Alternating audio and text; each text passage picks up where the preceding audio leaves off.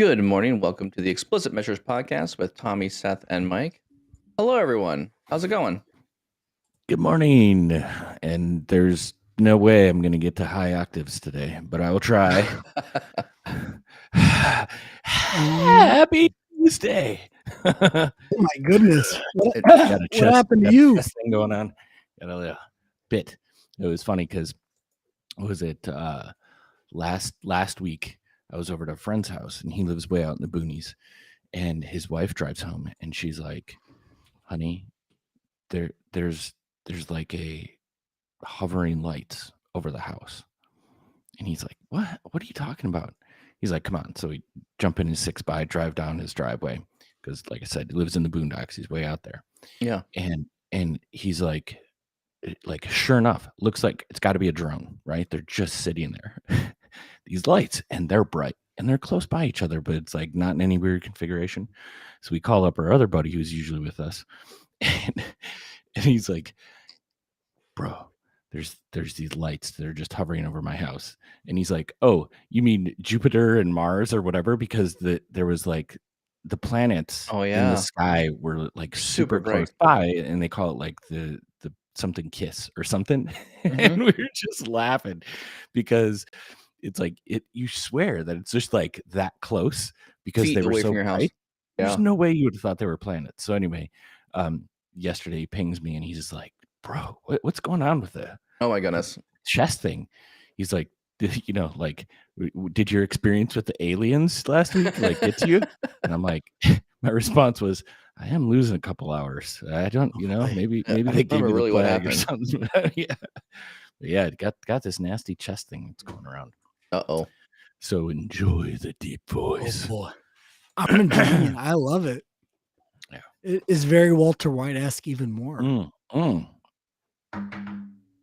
That's just getting into the role a bit more. I'll try to mute as I go into coughing fits or things like that. But anyway, all right. Bet you thought that was a little bit more of an involved answer on Tuesday, huh? Of how you. And then I found $20 in my pocket, and then I woke up. Any kind of intros that we want to talk about, or kind of things coming across the community? There's a couple announcements that I think occurred. One being the Power BI and PowerPoint is now generally available. That is a new thing. Have you guys played around with that at all? That feature? Yeah, this was a feature they released, I believe, at was it Ignite last May? I think so. And it was obviously private previews. That is the ability in PowerPoint to insert a page from Power BI that's actually live, and you can interact with it, and you can even like save a state, kind of like a personal bookmark. Yeah, so I guess it also looks like too. Yeah, it's also looking like they actually let you add a single visual now too. You can just highlight a single visual and add it as well. Yeah. And then there's something called the Smart Insights, basically on a particular visual. So yeah, I guess is one of those things that it's been around for a year now, but now it's actually finally available. Yeah, I played with it, but it was a little buggy, right? In preview, there were some things that just didn't work, or locked up, or didn't refresh for some people opening up my report, or some things like that. So definitely giving it a whack again. I loved it, right? It kind of the merge between jumping in, when you're doing a presentation, if you're forced to use PowerPoint, if there's no other choice, rather than bobbing back and forth, it was a great experience to kind of showcase oh wow, there's this interactive thing, and it got some oohs and ahs. So yeah, I'll definitely see if I can integrate it back in. I played with it a little bit initially.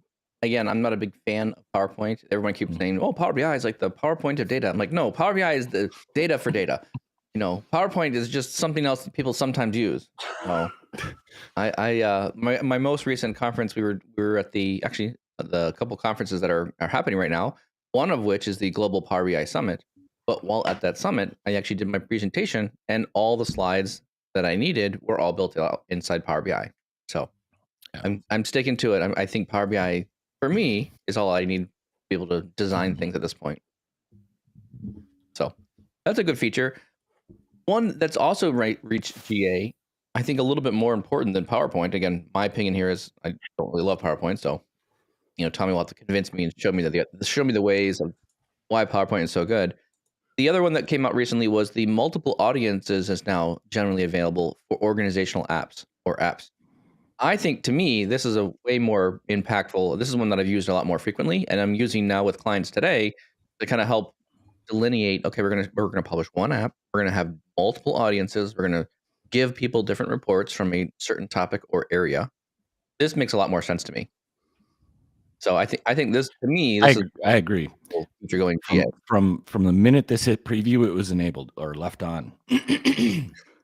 This extends apps to like it removes all the barriers that we have, Yes. right? On app Yes. a workspace. Now you can have multiple different audiences within the same workspace. You can provision, different report visibility purely on the app alone, Yes. as opposed to like individual sharing of reports, etc.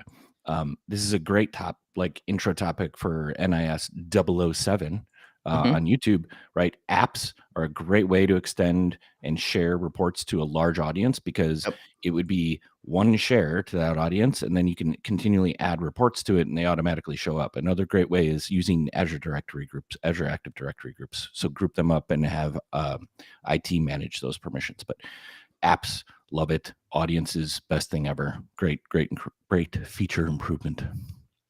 So I'm going to respond back directly to that question. The question really was, what is the best way to share securely, let's add that, securely share a report to a mass of people? So I would say if it's an internal app that you're sharing internally, the best way is using a Power BI app. But if it's externally, if you're talking about like external users as well, I would recommend looking at like embedded solutions or building an embedded application that lets you to authenticate people, filter down the data to what they need to see, but still be able to embed reports directly to them. Microsoft has some ability to do that, but the costs in which you would need to adhere to that using pro or premium licenses a little bit more prohibitive. I think the embedding application is actually a bit more cost effective, and you can actually set some more. You have more control about your costs when you do embedded. Yeah, I'd say 100%. And like you've what lower barriers of entry as far as like adding everything. The complexity is you have to have the layer of an application that is going to maintain that. Yes, and there are accelerators out there. So if you want to know more about an accelerator around embedding applications, I've already built one. I've already got a solution out there that makes it super easy, and you can start embedding in 15 minutes or less. So if you want to reach out, hit me up on LinkedIn, and we'll get you started. With that, I think those are the main key articles that came out over the weekend. Moving over to just some general announcements. The Global Power BI Summit is occurring right now. We have had day one. I already did my talk and lesson so far for the Global Power BI Summit. Super fun. People were great, very, very kind and friendly. So thought it was wonderful. There is a ton of content. So there's just a lot of things to be that are being spoken on and talked about. So highly recommend the conversation and that event. You can go get tickets still. It's at globalpowerbisummit.com. And then Tommy and I will be appearing in Wales here the 14th through the 18th of March. We're going to SQL Bits. So you could, if you're also in the area, if you want to join SQL Bits, feel free to join. You can get a 5% discount with PowerBI.tips 5. All right, that's enough of the salesy marketing stuff. 15%. What's going on? 5%. Oh. So that is the SQL Bits discount as well. So hopefully we'll see you there. We'll look forward to it. I've never been to SQL Bits. I've heard nothing but good things about the conference. So really excited about that one. Excellent. Anything else you guys want to cover up before we get into the main article today? Sounds like I think we're ready to go. All right. So I think this article is very timely, and I've had a number of these kind of conversations recently, just around people getting their head around what Power BI can do for their organization. The article, and I will put that article in the link description below here, or in the description. Here's the link for today. It's also in the description of the video. Don't forget about your data and your BI. Has it stalled? Have you been able to continue to develop your data culture? So this is an article by the Harvard Business Review. I think it's spot on. It starts off with a number of statistics in the very beginning, talking about just surveying a number of CFOs or CEOs. How do they feel their company's doing with data culture? How do they feel how much they're making the moves with their data and analytics inside their organizations? And it looks like from the numbers that were surveyed, only, or what are they saying, about 4 years ago to today, people were making moves and strides, and today the numbers are down. Like, for example, um, they reiterate just 59.9% of executives reported that their companies were driving for business innovation with data, compared to 59.5 4 years ago. So absolutely no change. So more executives don't feel like they're driving their business or innovating with their information and data. Then our next bullet point talks about a disappointing 40 point. Man, I can't say numbers today. Holy cow. A disappointing 40.8 of executives reported that their companies were competing on data analytics, which now is a decrease from 47.6 from 4 years ago. So it looks like the numbers have slid down a bit. What are your thoughts, guys? What do you think? Does this resonate with you? Is this a similar theory that you're feeling here? Is there less of an emphasis to keep moving here? No. Like, I think we should open with the intro though. Like, Randy Bean is the author of this post. Let's do that. Yeah. So he's the author of Fail Fast, Learn Faster: Lessons in Data-Driven Leadership in an Age of Disruption, Big Data and AI. He's contributor to the Harvard Business Review, Forbes, and MIT Sloan Management Review, and the Wall Street Journal, and is Innovation Fellow Data Strategy with Paris-based Wavestone. Okay. Randy, thank you for your article. And if anybody wants to reach out to Andy, you can do that, or Randy, you can do that directly. He leaves his information in that post. I think what's interesting here, Mike, is you pose that question, and we'll get into it. But a lot of the devil in the details comes from the survey link in there that I think rounds out a lot more of what my initial reaction to the article was, right? Okay. Because I agree. I get the gist. Like, we're saying that has BI stalled? Valid point. And in some respects, I think the argument is yes, it has.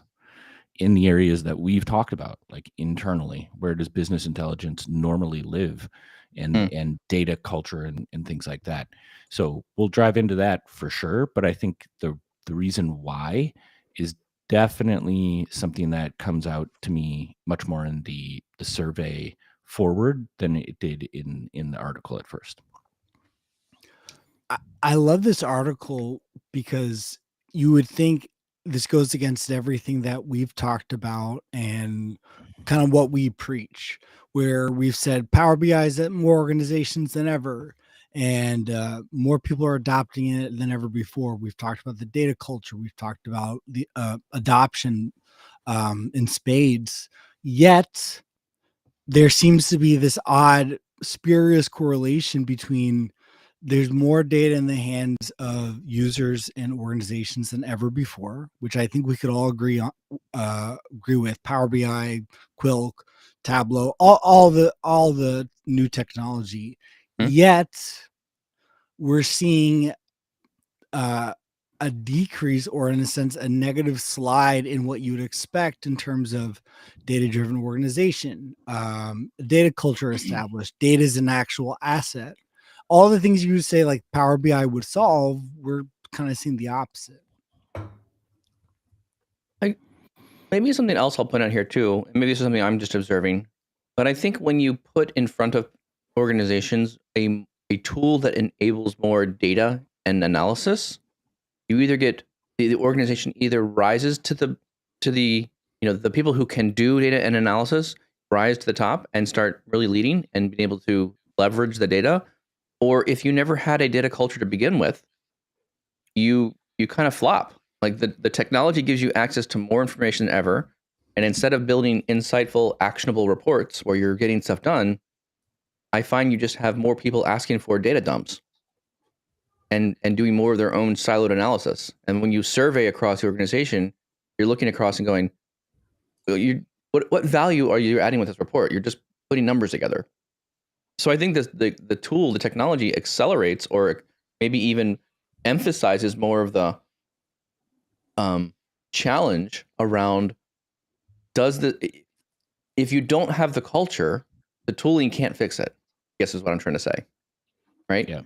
You can't throw more technology at something and just make everyone data driven. It just doesn't happen.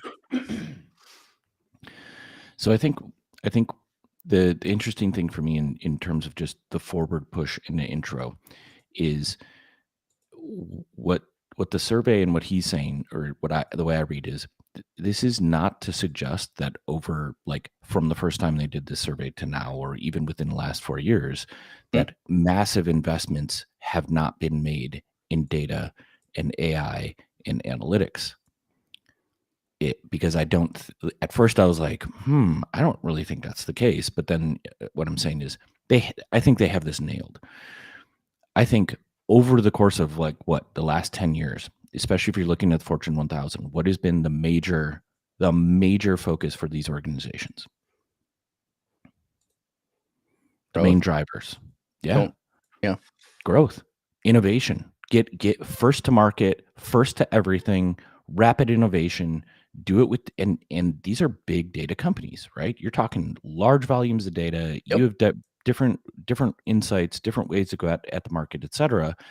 But the type of reporting or analysis or analytics is not internal focused. It's external focused for customers, right? It's That's true. How can I maximize my investment in these tools and data and analytics, which I found very relevant for my experience as well. But that's the distinction for me, which was tons of innovation, tons of focus from the business has been on these areas. It just has not been in the area that he is focusing on now, which is when we're talking about business intelligence, it's internal focused, right? It's more about, are we creating a better environment within our own organization to make every area better? Yeah, and I'll keep going along those lines. I think you hit the nail on the head there. There's a lot more information and data kind of coming across the radar here, particularly for any organization is now facing, like, the volume of information you're able to get and leverage is now becoming increasingly larger and larger and larger. And I think you have to start realizing that the companies, I believe, realize data already is a strategic asset. Like they get it. I think my opinion is they understand it's valuable. Whether or not they have the skills and talent on the team yet to be able to get through all that information and be able to produce that, that's where I think the challenge, I think, for me starts to reside is we maybe haven't invested enough on the people internally to focus on that data culture that we want to drive. Because regardless of whether or not you're pushing data to your customers and trying to add value for them, which that makes them sticky, right? That makes the customer come back to you over and over again. That is a very good goal to have. But unless you're still investing in that internally to the organization and making data-driven decisions, you're going to have a whole bunch of wasteful effort internal to the company if you're not using that same level of communication internally to educate. And I agree with that. But if the focus has been so much outward facing or rapid investment, I'm going to lose my voice by the time this is over.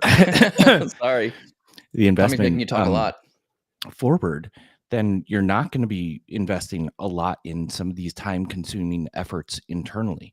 And I don't agree. I think, if anything, tools like Power BI have allowed this to happen, because it's not like our organizations weren't looking at data. Like, as this rapid growth was happening, we just had a tool now that allowed them to plug into the necessity things that they needed. Correct. Is it where it needs to be? Which is what we're talking about, right? Yes. The reinvestment and focus. So has it stalled out? Yeah.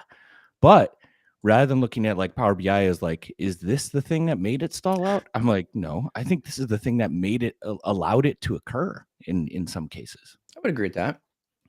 So you're saying that you think that things like Power BI allowed this stalling, or at least this slide, to occur? I'm saying I think it allowed organizations to uptick that curve of external investment or rapid innovation by using data. Because like to my point, I don't like organizations doubled down, tripled, quadrupled down on analytics, AI, machine learning, etc. It just wasn't focused on internal data culture, data literacy, etc.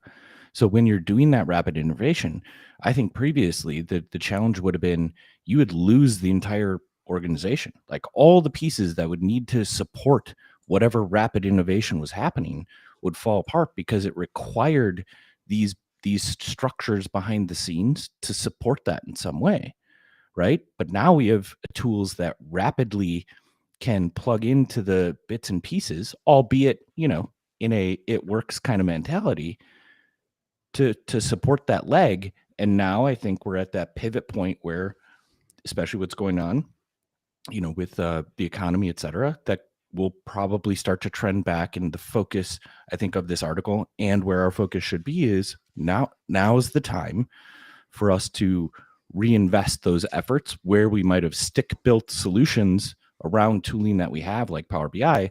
Let's create the framework so that this is a bridge and not just something that's going to fall apart over time.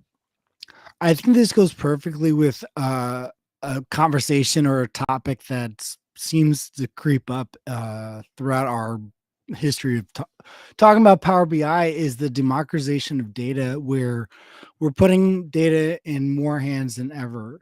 And what I think what's occurring with that is, even though in the article they're saying that 92% of respondents say that the investment of data and AI and the technology is creating business value, they still says it's not enough to move the needle on organizational transformation. So I think us providing data in more hands in more ways is fine, but if this goes back to the conversation we had about the scorecards to me, and the Power BI metrics, where it's not just the technology, you're releasing the technology out there and now everyone has access.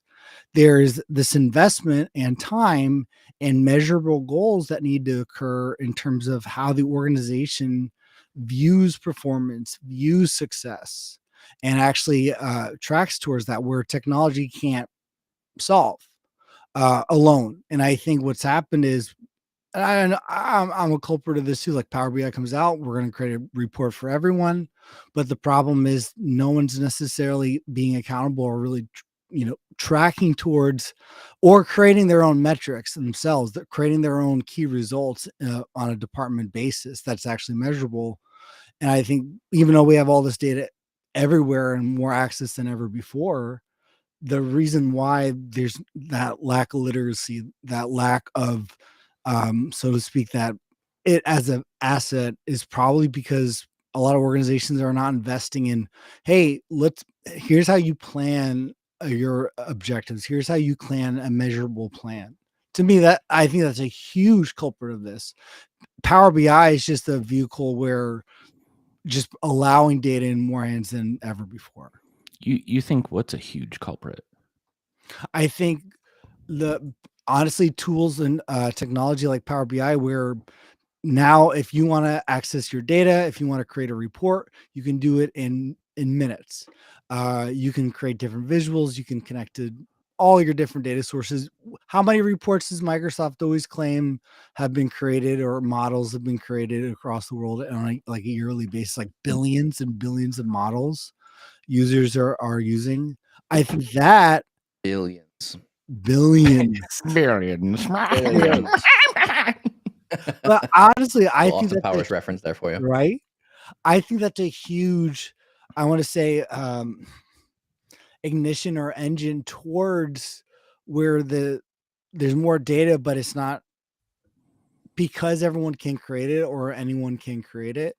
There's no direction in terms of what should I look at, and really trying to start at another point of what's important. What are we trying to track? It's just, oh, great data, great bar chart, show me my previous history.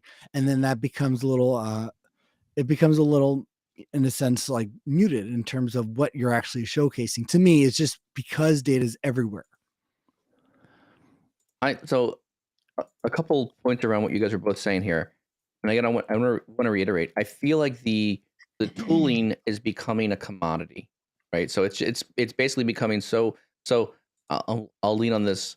Um, there's an analogy that I found that worked very well for, when you want to drive more consumption of something, right? So it's called Javin's paradox, and I think I've talked about this before in the podcast. But the cheaper you make something, so this was a parallel between when they were burning coal for heat and light or whatever over in Europe somewhere, and they were like, well, if we make coal cheaper to produce, it will be easy. We'll use less of it because we just won't need as much. What happened was when they brought the price down, people actually consumed more of it. And it's the same thing with like electricity and light. Like a long time ago, you had to have like a candle to be made, which took hours of time to make a candle to produce light for your house. Well, over time, we've been able to produce electricity. The price of electricity has gone way down. The cost of light is extremely low. And so the fact that light is almost free to produce anymore, we now have this new problem called light pollution. So it's this concept of when you bring the price down of the technology, the consumption increases. And so if you think about the lens of what we're doing with data things, the tooling, and again, I'm not talking Power BI specific, but think about just the tooling in general. There's open source projects. You can go get Spark off the shelf. You have all these data type tools that are all open source. The price to go get the tool has been slowly decreasing lower and lower and lower. And so much so, like I would even argue, if you're an organization that lets people install software on your computers, you can go get desktop for free. It doesn't cost you anything.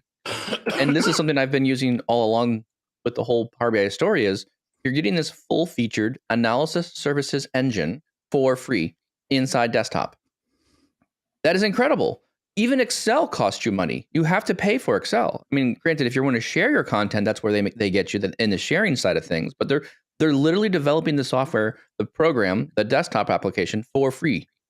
So when you get to that level of that, the tooling becomes a commodity.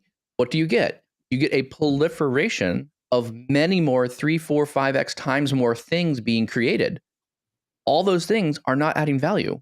Just because you create 10 more things doesn't mean all 10 of those things are actually required to drive business decisions. And so I think right here, my thought here is the commodity of the tooling is now driving more artifacts to be created. And without proper data culture guidance, are we really adding more value or just adding more noise with more reports? Yeah, I mean, 100%. We added a lot of noise, right? So in our various ways of like how are we here? I think we all agree we're here, right? So like the investment has not been made by organizations at large, and that's what this article or I should say bolsters, right? We are in agreement with Randy that yep, that's our experience as well. Like there's a struggle to have data culture, have data represented in the way that it can be internally in organizations. And Mike, to your point, it means we got a lot of noise in an ecosystem because people were utilizing tooling that like all of a sudden wasn't hard to use anymore and gave them at least enough of the answers that they needed to be successful in their jobs. Because if a business wouldn't have been able to keep up with that pace, they would have slowed down. And I think that's where my point of tooling came in. Yes. That it supported it. But the underpinnings of that are loose at best. And you have organizations that are siloed in those initiatives to solve those problems and innovate rapidly, right? So what do you have? Cross-functional discord. Like people don't know what other teams are doing. They don't know what those major initiatives are. They don't know where these data sets are. Like, how do you start to compile and really make use of that from a long-term perspective? So I agree 100%. And I like your point there, Seth, and I'll add on here too, right? We're talking about the difference between technology and tooling and potentially the idea of what are we actually driving behaviorally? What is occurring? And I think there's some other questions organizations should be asking themselves. Yes, we're using more data than ever before. Yes, we can have tools that are easier to access and get people using them. But the data culture questions are questions like, are we getting cleaner data? can we answer that question? Another data culture question is, are we able to put processes in place that allow people to trust the data? Do we have, is that happening, right? So to me, those are more like data culture type questions. Are we getting a better data process? Meaning, we have the ability to highlight issues. We like the technology, the fact that everyone's now looking at the information is, we're not just illuminating the data was just junk to begin with. So what are we doing now to like actually fix it so that it's actually cleaned and better to be able to use, so we can use better AI machine learning elements on top of it? Do we even have the right questions to ask of our data? These are I think are more soft skills that go with the data culture pieces here. And I hope the fact that these tools are now becoming less of a barrier to entry or less of a cost point, I'm hoping that the educational space, the next wave of employees that are joining the workforce, will just start getting some of this training, and it'll be part of their culture, right? It'll be introduced earlier. They'll be thinking about these better ways of using and leveraging data, and that'll just now the new wave. We have to groom this though. It's a steady progression of investing in the people. So I guess 100%. One of the things that I wanted to ask is, we have Power BI, but there's this lack of investment in data culture. What do you do if you're a BI analyst, maybe you're the admin of the Power BI tenant, or maybe you're lower than a chief data officer? Maybe you're someone who manages business intelligence at your organization with Power BI. What can you do if you're seeing this trend, or what we're saying, the article rings very true for you? We're like, man, we have all these reports and app audiences, yet we're seeing that, this data literacy, this data as an asset, as an impactful part of the organization is lacking. What can that person do, or what can they start in terms of, okay, we need to invest in a data culture. We need to invest in data literacy. Yeah. Where do you start? I mean, I'll point out some of the article items. So I think this actually does a good job of that question, goes back to the article and starts talking. There's like 4 main key bullet points at the end of the article. And I'm going to pick out a couple ones that I think that makes sense here. One is, if you're that employee who's looking to build value from information and starting to get it, one, I would just say, continue to educate yourself. Find other people who are already doing this in their organizations. Talk to people, learn from other people doing the value add business. One of the items in the list here was from the Harvard Business Review article, was build strong business partnerships and sponsorship at every stage. And one area that I think is very relevant here is, there are people working on the data at a lower level than the CTO or the VP level of data, whatever that may be in your organization. I think communicating upward is a very relevant thing to do, right? And this also, I think, partners very well by communicating what you're working on, communicating the value, communicating the efficiencies that you're finding with the information or data that you're producing. You're able to get more investment at that leadership level. And then if you're a middle management type person, I think it's a distinct investment to allow your individuals in your team to go find and learn more about data things. Invest in them so that they can learn more about what good data looks like, what good quality looks like inside an organization.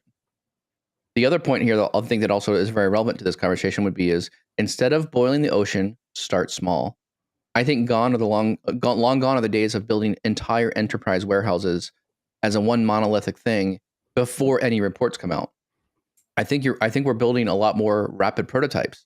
Get a little bit of data over, build what you need to build, solve a problem, incorporate it into a solution into the organization, and then build upon that solution. So people don't want to wait 6 months, 8 months, a year to get their first look at all the data they're trying to acquire. They need the information now. It's a challenging question, I think, Tommy, because a lot of this discourse is not on a dev level, right? Yeah. What I would say is there are key things that devs can probably lean into. One being pretty much every company I know of has had 5% layoffs. Like there's been a cut of that team that was hired for that rapid innovation that's no longer a need for the organization. And the shifting of where organizations are at likely is going to be in operational or creating efficiencies and cost savings, as opposed to just rapid growth and throwing money at things to get out ahead. So everybody working in an organization, regardless of level, should have ideas about how do you align to these new objectives, and looking for and finding opportunities, to Mike's point, to bring those opportunities forward to your management, or forward to further the discussion around what does it mean to raise the data literacy for an organization, but to start in your department, right? I guarantee you, because of the pace of things that have been going, there's opportunities for you to say, okay, we need to harden this flimsy framework, right? Because otherwise it's not going to sustain itself, right? Or there's a reason behind our efforts that ideally drive into one of these efficiency factors of like long-term cost savings, or et cetera, et cetera. And those are the areas where I would try to focus in, as in the day-to-day. If there are frustrating points because of that rapid innovation, that you would look for those opportunities and then start to articulate those upwards. For people in, like, I guess, as you scale up and you're looking at not just like your team and then wider audiences, I think where a lot of this starts to branch into areas that we've been talking a lot about, and I love us continually talking about and getting different perspectives, because as Randy is talking about his major points of like focus on cultural change and its business impact, instead of boiling the ocean, start small, right? Like, you're not going to like just come out with a brand new initiative and then like launch it throughout the organization without complete buy-in from the extended leadership team. Build strong business partnerships and sponsorship at every stage, like Mike said. Like, build building blocks as you go along, right? It depends on where you're at, as far as like, is your organization recognizing and doing this big shift that Randy's talking about? Then it's going to be much easier, right? Because everybody in stream is looking to innovate and build on these new ideas. But if it's not that, then you need to be the bricklayer, right? Like, I'm going to start from the bottom and we're going to build up this wall and make it strong, etc. Yep. And then as you're doing it, don't forget about data ethics. Your customers won't, right? A lot of these and the themes kind of roll into what we've discussed or talked about, or you've even asked about right now, which is like, how do you build a data culture, right? Like, these are all pieces within here from different lenses that I think just allow us to turn these ideas over and over and over to create really solid outcomes. And that's one of the benefits of, I think, these conversations, and why we have them, is because we just kind of toss this idea around and we add more to it, and then good thoughts and strong directions come out of it. Because one of the things in the survey is, most of the problem is going to be around people, right? Mm-hmm. So us thinking through like the best way to, refocus on these areas. What are the structures? What are the processes? What are the things that we need to do? Like, there's a huge people component in here. And I think it's an interesting one, because I think they make a point in here where there seems to be almost a disconnect between some CDOs and that need for building a data culture, and it being a really big people problem that I don't think we've missed, right? Like, every time we're talking about this, there's a people component. Yeah. But I think that's the variance in trying to launch these really big programs within organizations, is because every organization has a different culture. It is different. So it's not a boilerplate thing that you can be like, okay, here's the process and boom, here's how here's how all these people are going to align. What I want to stress though is, if that's the case, like, what are some ways we can incentivize people to want to engage in these data culture activities? Ooh, this is really good. I feel like a trend I'm seeing is there are Some people like to take on a challenge that does this. Some people are just naturally drawn to this type of, they like it, right? Like a light, a a bug to a light, right? Kind of thing. I like, well, that's part of my personality, right? I like the challenge. I like creating things that are new. I like looking at things and discovering stuff. Like, to me, I was very drawn to the data aspect of things because it was like this experiment, figuring things out and trying to learn what it was, how to make it work, right? And I wanted to understand what made it tick, kind of thing. So that was kind of the interest that I had with Power BI.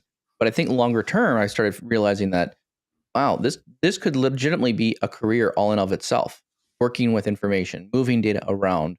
And I really enjoyed, and maybe it's part of I like taking stuff that was random and organizing it to some degree.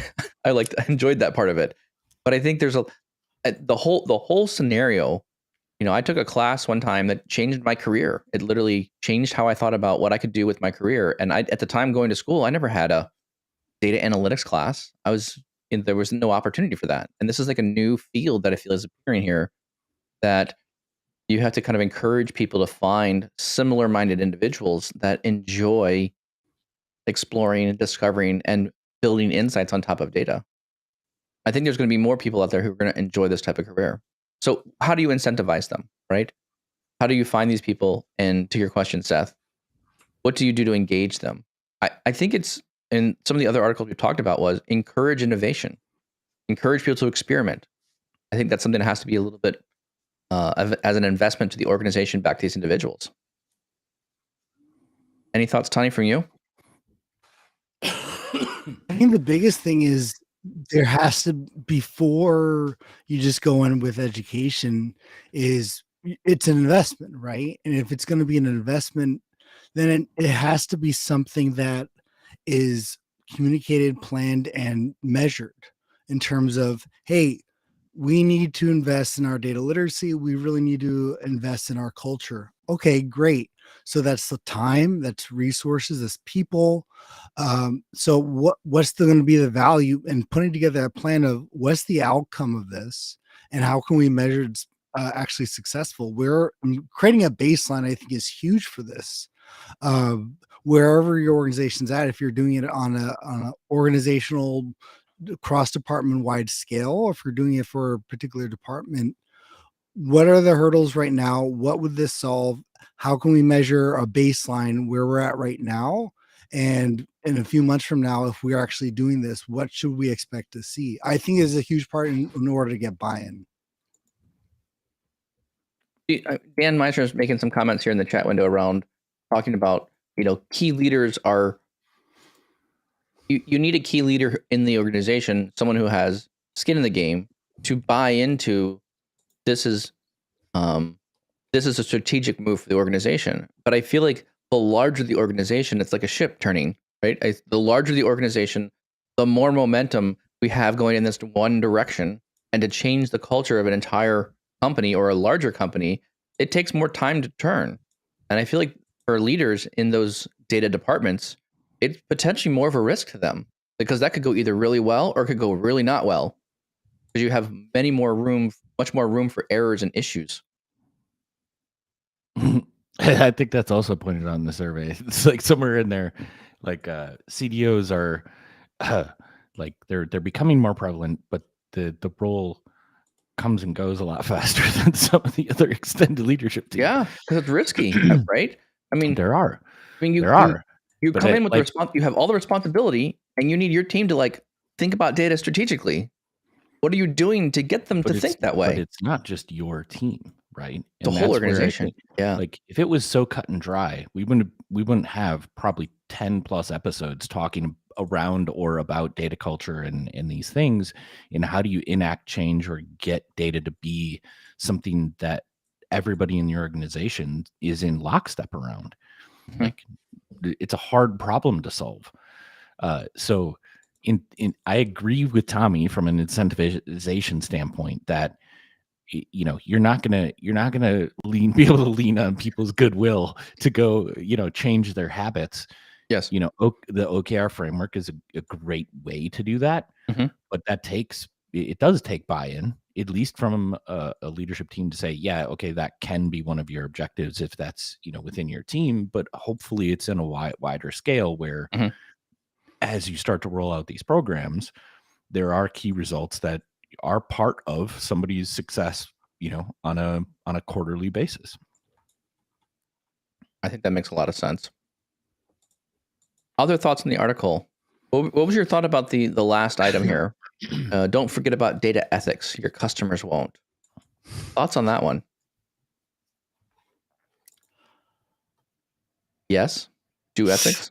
I feel like I think this is one of those things that if we're trying to figure out the measurable project plan from a value point of view for investing in data literacy and the time, unfortunately, I think this is the one that probably goes by the wayside. Think this one gets left behind? I think this one really does get left behind. I think what got left behind was me understanding that there was a link to a different article. Maybe we talk about it. Maybe data ethics is a different podcast. Could totally be. I mean, I think there's a whole, especially now that we're moving more towards this AI space of things. What does that do? Right? How are we training information? Are we training it with bias already included into it, and is it presenting information back to us that's reinforcing a bias that's already being generated? Like, there's some questions I think that go along with this. Yeah, I would agree with it. I mean, I wonder. I think this has to be another episode, Mike, because I wonder if this kind of dovetails into your comments before, where can you have different parts of the organization manipulating data in such a way to tell different stories, right? I think do so. You have checks and balances in there to make sure that doesn't happen. It's probably data access. If you're democratizing data, what's the security around, things that you should have security around. All in all, I think this article alone, I think is a fantastic one. The linked survey at the very top adds a lot more to it. And what's interesting to me is kind of the breakdown of where all of this information came from. Like, it's a strong shocker from a data and analytics perspective, a strong almost 60+% come from financial institutions. Oh yeah. Right. So it's like, depending on your industry range, right? The huge standout of people responding are people who are numbers folks. Like I forget, maybe it was one of my guys. They were like, if you want to make an impact in an organization with Power BI, start with finance, right? Like, yeah, it's true. They're the ones that are locked in on data and doing a ton of analysis all the time. And if I say that all the time. Yep. If you want to make Power BI shine and have a crew that's like, oh my gosh, automation, the best thing in the world. Use it. Yes. That's finance. Because they already love and enjoy Excel to some high degree, right? They're already finding immense value in pushing data around, giving them tools that enable automation. That's a team that you want to get on your side right away. And honestly, the finance team holds a lot of the purse strings to what's going on across the organization. They're communicating what we're spending our time and or money on to leadership. Right. So like another great advantage. One, they're great data people. Some of the sharpest people I know are CPAs and people who have really like dug into like the math and the finances of like how companies make money. I mean, what better team to go find friends with? the ones that are like talking about the purse strings, right? You get them behind you. Your back, you scratch mine. Right. It has to be some sort of give take relationship across companies. I mean, realistically, right? I mean, in all these cases, right? To get more information, you have to participate. I mean, this is part of the whole idea of like the center of excellence and the community of practice, right? The reason why these centers exist is to help enable that organization. And if we don't put enough emphasis on the center of excellence or the community of practice, educating and knowledging, we lose the traction of some of what we invest in for making clean data and making lakes and building out reports and distributing those reports. We need a place that's going to be able to centralize that information. I mean, Microsoft clearly talks about that in their adoption roadmap. Got to have an executive sponsor, got to have an center of excellence. And I think many companies get confused between what is the community of practice versus what the center of excellence is doing. I think there's a disconnect there. I think sometimes companies think those two areas are the same group of people, and you call it whatever you want, but the community of practice is everyone using Power BI and data, while the Center of Excellence is focused on delivering value, building the data culture that works with the tooling that you have in place. And I think that's a miss. Other thoughts? Other things you want to cover off on in the article? I thought this was a really well written article. A lot of the points here resonated with me, and I like this. I like the opening with the statistics. Some of the stats there, like, you know, we're seeing like a slide a little bit based on the survey back to, you know, from 4 years ago, less, you know, doing less with data than we were 4 years ago, kind of thing. I agree. Yeah. Go ahead. No, I was going to say, I really just think the biggest thing right now for us is when we go into organizations, and it's not enough to say, oh, look at the cool new features in Power BI, or from a data visualization point of view. It's really being able to have this, the sway, having the authority, or having those credentials at an organization where people will trust you. And really starting off in terms of, what are we trying to measure? What does your organization, what does your department do? What does your team do? And starting there. But I was gonna say there's another thought, or maybe this is too late in the podcast to be doing these kind of thoughts. But like, Tommy, like, I feel like that what you just said creates two types of reactions. One reaction is, good job, Tommy. You've done some incredible analysis. We like this. Let's do more. Right? Let's incorporate what you're doing. We've added value. Let's keep going. I think the other mentality is, you present something that is insightful and it's contrary to our normal observation of how our business runs. And I think I've seen it both ways, where we walk into these situations where we now start fighting a political battle. Whose numbers is right? Where should the data come from? Can I really trust these things? And I think you also see an area where the business can push back very heavily against these new creative, good ways of doing things around data, because it's not showing something that you wanted it to show, or it's illuminating weaknesses in a team or part of the organization that we need to fix. So I think it can ruffle some feathers fairly well here when we're talking about these changes in how we do analytics.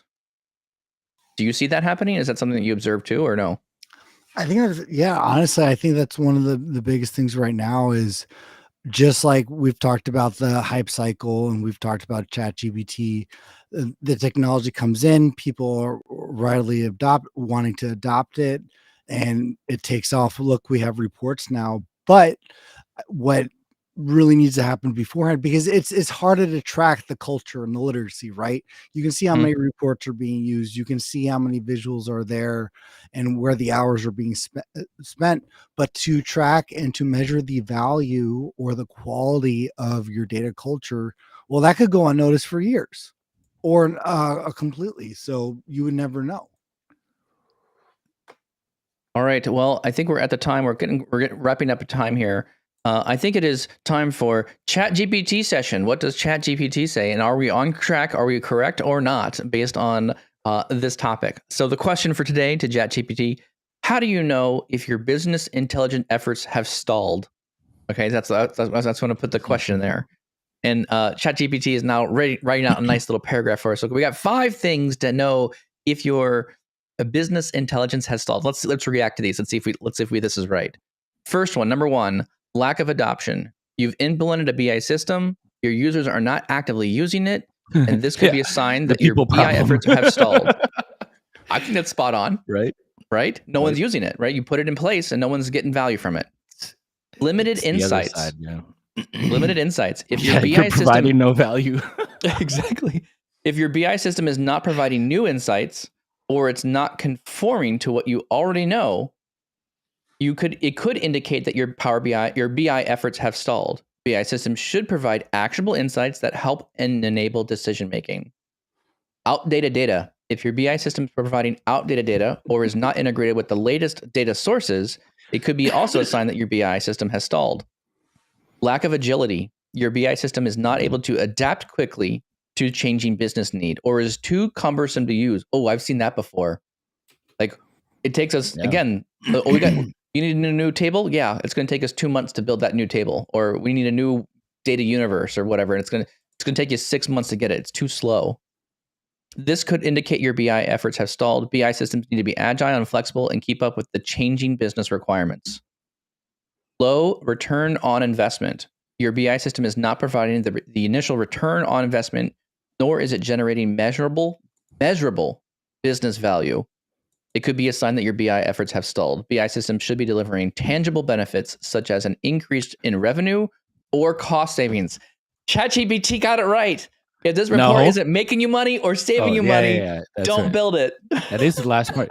The funny thing about this, right, is the discussion has been around the focus in front and why we need to focus internally. Yes. And ChatGPT took this to, well, when you focus internally, here's how it can go wrong if you do it wrong. Yeah, totally. Which is why we talk about it all the time. It's if you are experiencing any of these insights, lack of adoption, limited insights, outdated data, lack of agility, low ROI, and diarrhea, it might be time to reassess your BI strategy and make assessments. Sorry, no CODs, batteries not included, all that kind of stuff. Funny. So this is spot on. I think this is incredible. Could result in upset stomachs and other miscellaneous ailments here if you don't have your good BI data strategy. Right on. Well, I think ChatGPT was right on. Those were good points there, and I would say those are good areas to focus on as well. With that, you've burned through a perfectly good hour of our time. I hope you enjoyed this conversation. Go read the article. Very relevant. I think any organization should read the article. Links are in the description and as well in the chat window as well. Highly recommend you read it. Randy Bean, thank you very much for your article. Very good, very well written. We really appreciate it. And again, little insights every day. Just keep pushing into it. Learn a little bit more. How can you implement and do things a little bit better for tomorrow? And then you won't get stuck with a stalled BI effort. You won't have to go ChatGPT it and tell you have lack of adoption. So our only ask for listening to the podcast is, if you like this podcast, if you like what you hear here, there were some insights or things that you gathered from this that felt relevant to you, we really appreciate if you share the content. Just let somebody else know that you enjoyed it and found some value from it. I guarantee you, for those of you who are listening, you're going to hear these kind of conversations in your day-to-day business. So let somebody else know, hey, this was talked about on a podcast. You should check them out. Tommy, where else can you find the podcast? You can find the podcast anywhere it's available: Apple, Spotify, YouTube, Google Podcasts. Make sure to subscribe, and you can listen to all of our previous episodes. If you want to join the conversation live, you can do so every Tuesday and Thursday at 7:30 a.m. Central. Awesome. Well, thank you all very much, and we'll see you next time.